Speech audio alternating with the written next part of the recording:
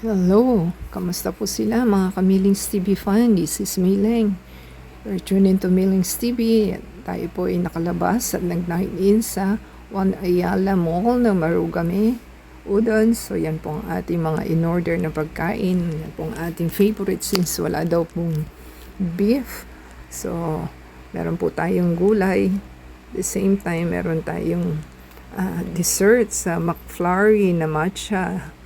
Yan po ang ating dessert. At the same time, tayo po ay pumunta ng Glorieta para po bumili ng ating ticket at tayo po ay manonood ng Thunderbolt.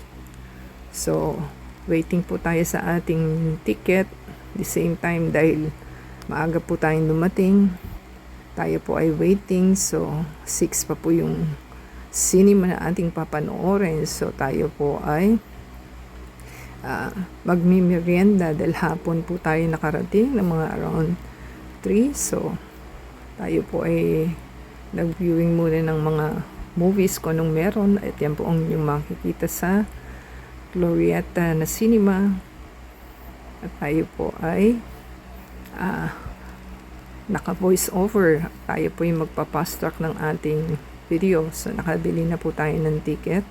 At the same time, tayo po ay nag-merienda, nag-break po tayo sa ating Starbucks. At yan po ang ating mga in-order. May coffee po tayo, may cinnamon, may cheese bread. At ang in-order ko is po pomegranate juice. At umutok sa bibig ang ating iniinom. So, masarap po siya.